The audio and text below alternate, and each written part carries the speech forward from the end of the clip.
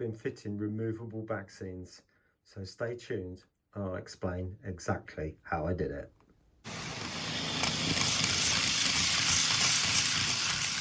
Right, welcome back.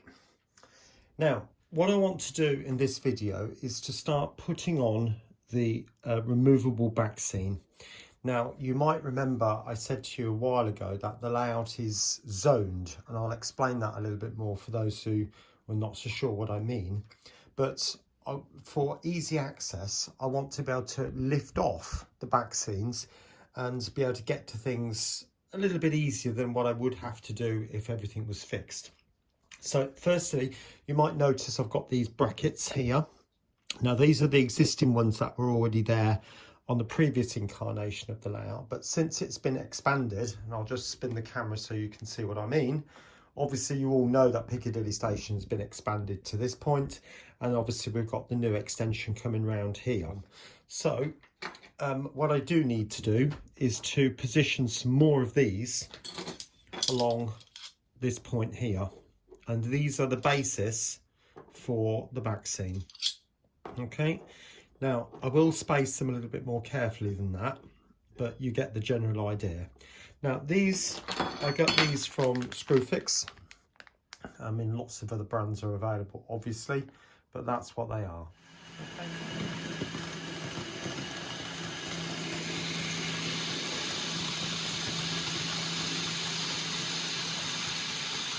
There you are, you can see that I've positioned these where I want them.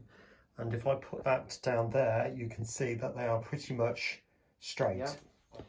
So I'll put that on there, just a small dollop, and line it up to the front. Right, here we are of the other side of the layout now. So obviously we've got Piccadilly Station just here, and that's the back scene that it's going to join onto. So if I pan round, you can see the brackets that I've just glued down, and they go all the way over there. All right. Now, so my next stage then is to cut out a fair few pieces of 2mm grey board at 210mm high to match that one. Why are you not using plywood?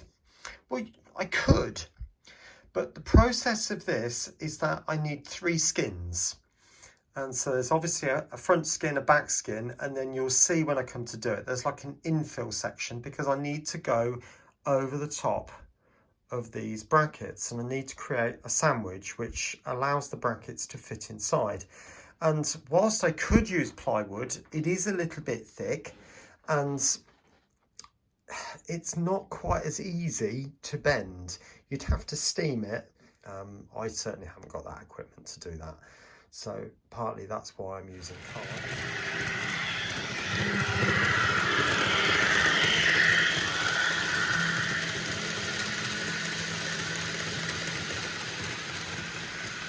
Please bear in mind, if I've got more space, I would have done this slightly differently, but space is a bit of an issue between the station and the main line. So whatever I do here is always going to be tight. So I'm probably going to effectively put a wall across this point, which I should probably 3D print because it will be quite flat. And I can literally just put that straight up against the back scene and then create some kind of opening. I'm not totally sure how that's all going to work out at the moment because the tracks will come across from this position across here, and I've decided it will be a single track because there are a lot of single tracks up in Manchester. So I will probably reconfigure this area slightly here so that one track, well, the 2 tracks merge into one, and then there'll be a single point coming off this way and then a single point going off that way. So how that's going to effectively work out at the moment, I'm not totally certain.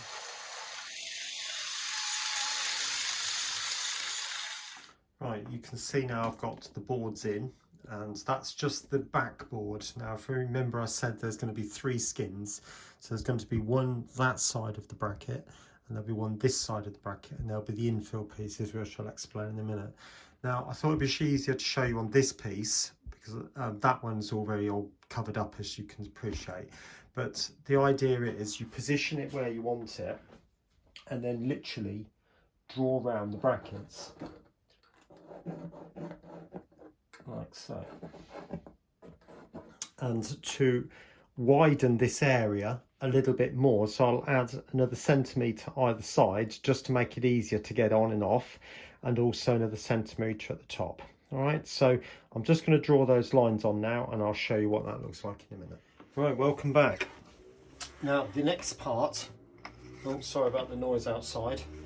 We've got two boards here, so I've put a long ruler across the top of both to make sure I get it nice and straight. But then I'm just going to put these long straights on across the joints and across to the tops of these points here. Because if you remember, they are like the stops, if you like, side edges, because it's the edges that are going to come unstuck first.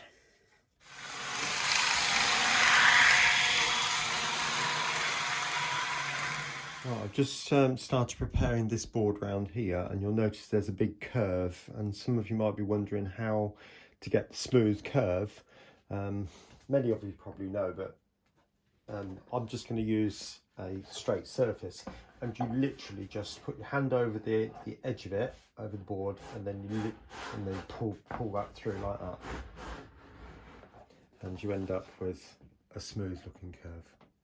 Right, it's taken fair bit of while to do that, but you can probably see now I've just put pieces all over it, and up to the marks I made I've stuck pieces inside there. You've got the two long pieces like I showed you, and it's just filled it in.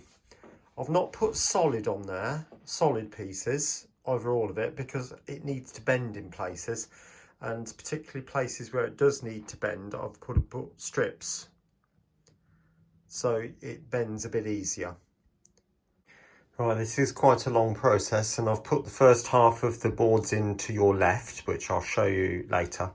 But you can see I've put the second skin onto this one, and just thought I'd show you the process. But basically I put some heavy weights at the bottom, both sides, just to compact the two sides together, and then I clamp it.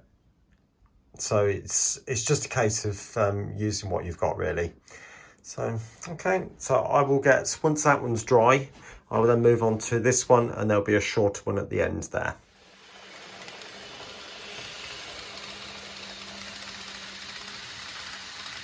Right, there you are. So both boards are now in and complete and have been primed. So I'll take you across to the other one, and a little look down there. Those 4 tracks are always going to be a facilities line.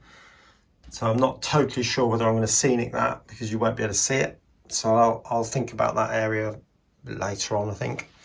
But the idea of doing this is to create separate zones on the layout. Like I said before, if I just had Piccadilly, I'd probably need a layout 60 to 100 feet, even in N gauge, to give the trains, or allow them to get up to full speed. I mean, a Pendolino, I think, does, I might be wrong here, and Steve, you're more than, well, you'll know this, but do they get up to 140, 125? I don't know, but if you're able to let me know that. But the point is, I want the trains to be able to do a realistic looking speed, and without a roundy, I couldn't do that here. So the idea of this is that it's an end-to-end and a roundy as well. So I can take a train to New Mills and it terminates, and then it turns around and comes back the other way. So it's an end-to-end, if that makes any sense. Moving on to this gap here. Now, if you remember, I said before that this distance here is only about 2 feet, give or take. And it's always going to be tight, because I've got so many tracks coming out of Piccadilly that I needed to get the main line in there as well. Again, it's all a matter of space, and that's one of the biggest things that a lot of us have to deal with. So this gap from here to the main line is always going to be quite tight, and there's nothing I can do about that. Hence, the back scenes finish pretty much in the middle. Yeah, on both sides. So the idea is to create a scene this side and a scene that side with the bridge coming through. Now, if you remember, I said that there will be a bridge coming through to facilitate or expand those tracks there, or certainly one of them anyway. So that will come through as a bridge, and then start going round as like a branch line. Okay, now exactly how I'm going to do that at the moment, I'm not completely sure. So I'll obviously have a think about it. If you've got some ideas, do pop them in the comments and I'm happy to read them. You might have some brilliant thoughts, but I want to get it looking reasonably good from both sides and reasonably convincing from both sides as far as a model railway can be. As for future plans in the next couple of weeks, I would like to try and get the sky painted on here at the very least, and possibly get this sorted out down here as well. I think I'd be a little bit ambitious to try and do too much for this area at the moment, okay? But I do want it to look a little bit better than that. And yes, there will be a bridge coming through here, so I probably will end up cutting that back into separate pieces, but I thought I'll put it in as one piece for the time being. Okay.